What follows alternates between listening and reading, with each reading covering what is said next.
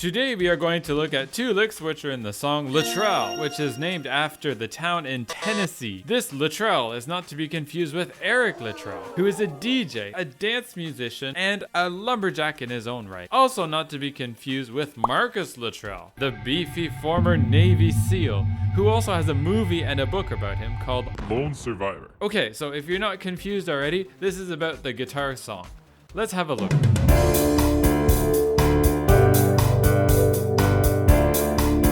Hello everyone, Brett here. So today we're going to look at two licks. One is a scalar lick, based on the notes of a scale, and the second is an arpeggiated lick, which goes across all the strings.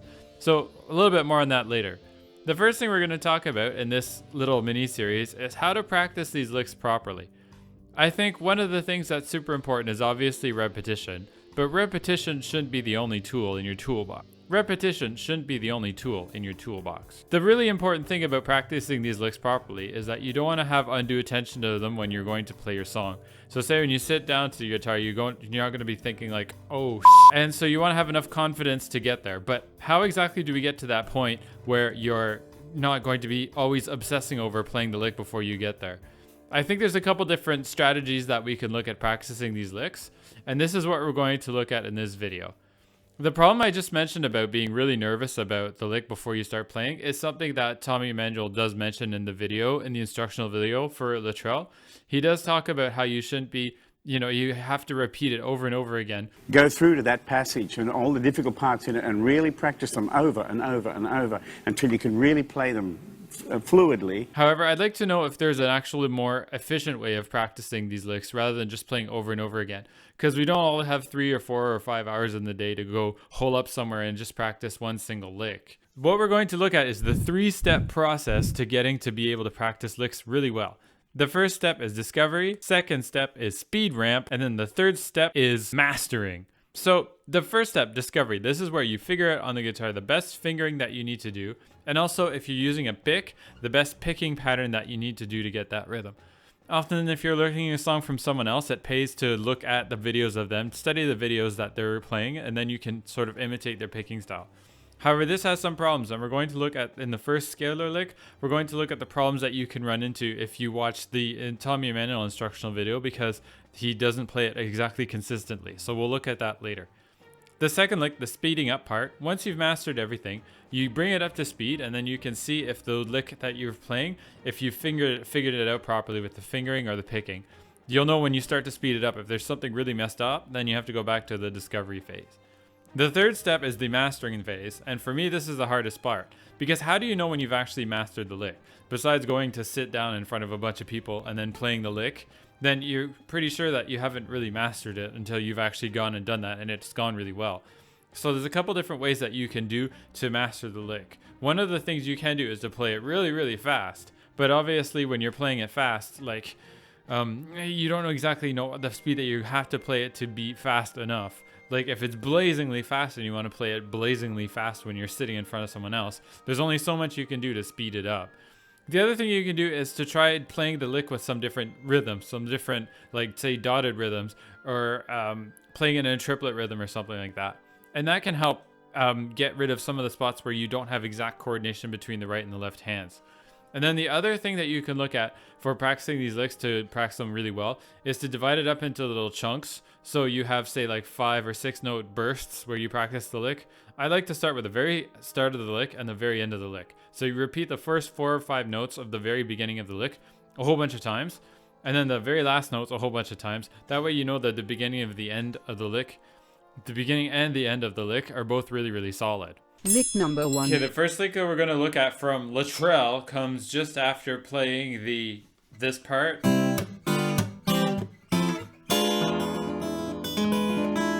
This part here, and it's the lick that leads you back into the verse, I guess.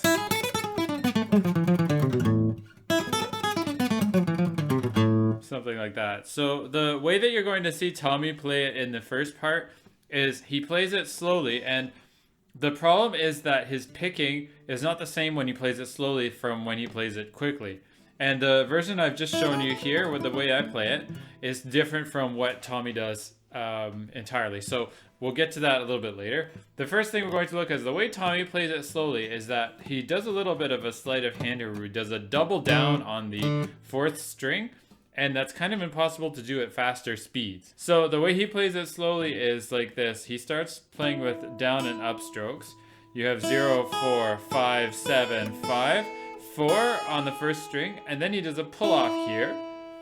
And then after that, going on to the 2nd string here, we have down, so 3, 0, going on to the 3rd string, 2, 1, and then in the 4th string you have 3, 2, 3, and then 2 with pull off, 3, 2, 0 to finish the lick. And now I don't know if you noticed, but the double down happens here on the 4th string, and it's like when he's playing 3, 2, 3, 2, it happens like that. And the reason why is that obviously he wants to have a downstroke here to pull off and finish the lick with the downstroke. But the problem is that you can't speed this lick up. It doesn't scale up to the faster speed. So you can't go like...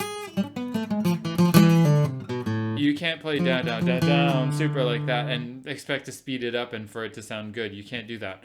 So when he plays it fast and the way that I've examined his picking, it kind of looks like this. We start off the same with 0, 4, 5, 7, 5, 4 with a pull off. Then we have 3, 0, 2, 1, 3, 2, and then I think he finishes everything else with just pull offs. So you have 3, 2, 0 pull off, and then 3, 2, 0 with a pull off. So this stays the same with the pull off. This is all the same. And then when he wants to speed everything up to finish, he'll finish with playing pull offs here. And I think this is kind of cheating. So what I've done is I've played entirely everything with alternate picking. And I've had to rearrange some things. So instead of having some being in first position like this, I have some stretches. So my version with entire alternate picking goes like this. It's you have 0, 4, 5, 7, 5, 4, and then you go immediately to the 2nd string on your upstroke to 5, 3, and then you go over to the 3rd string here with 4, 2, and then you go over to the 4th string, 6th fret over here to get this note, this G sharp, and then you have the rest of the lick is 3, 2, 3, 2, 0, 3, 2, 0. Okay, so entirely alternate picked. So for me, it's easier to speed this up. And the way that I would speed it up and do different chunks is like I start off with the 1st chunk. Get that clean. You can see when I start playing it, it's not as clean as I'd like. These single notes. And then the last one is obviously this one. So I guess you'd have to be this one. Starting off on this note. Practice that over and over again. Also, it involves a bit of a shift. And then the other thing that you can practice it to get to the mastering stage is like once I figured that out and I want to master it, I can practice doing different dotted rhythms. So I play like short, long, short, long, short, long, and then practice doing that. Or you can do the opposite way.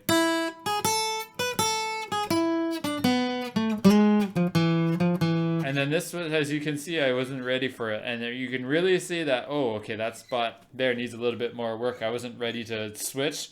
So then you can practice that shift there, or it just kind of reveals different things. So again, the two different rhythms that you can practice to help with this coordination and help identify those spots that are tricky is,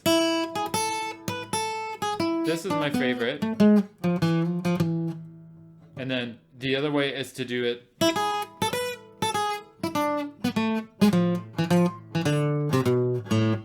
so having the first one short and then the second one long. Lick number 2. All right, the second lick is to finish the song. It's the part that goes like this. As you can see, this differs from the scalar lick that we did before that has a descending scale pattern. This one starts off with some more arpeggios. So it's trickier in the sense that you have to do a little bit of a shift and you have to control your right hand fingering over these 4 strings.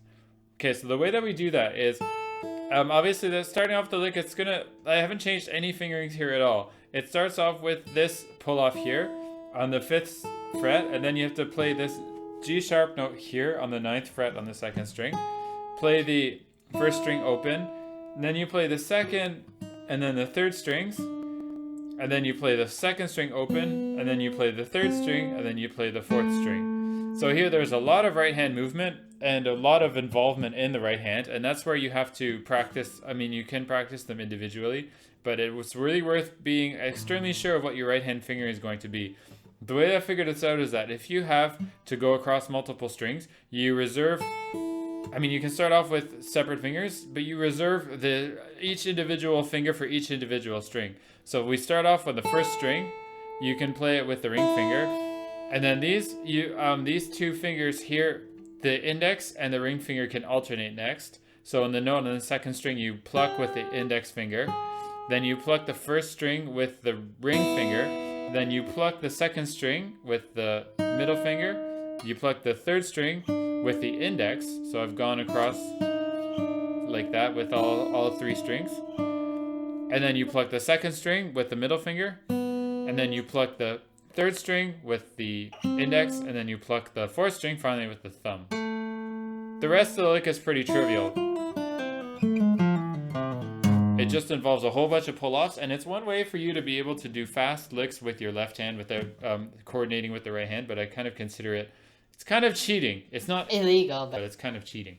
One of the problems that you'll see with Tommy Emmanuel is that he messes up his shift over here. He goes too far in his instructional video, then he messes up there, and he can't recover after that. Okay, so yeah. So that's why it's super important to be exactly precise with how you're shifting your fingers. It's very, very, very tiny shift here, okay? You're only going back 1 fret. You're only shifting, and the distance between all of your fingers and the frets stay the same. So yeah, just an incremental movement there. You practice that, and then you practice doing the right hand arpeggio. So that's the arpeggio lick from Luttrell. I think that you should incorporate lick practicing in just all of your practice schedule in general. The first one is the horizontal kind of scalar licks are super important for developing left and right hand coordination. And it's also kind of interesting to see how you can apply the scales that you've learned in a more musical fashion, I guess. And the second kind of lick, the arpeggio lick, is kind of a really beautiful thing that you can do on the guitar that you can't necessarily do on other instruments. So it's also worth studying those kind of licks as well and seeing how you can incorporate those into your arrangements or into your compositions. Anyway, I hope you liked everything. If you did, make sure that you click the like button and subscribe to the channel. And I will see you in the next video.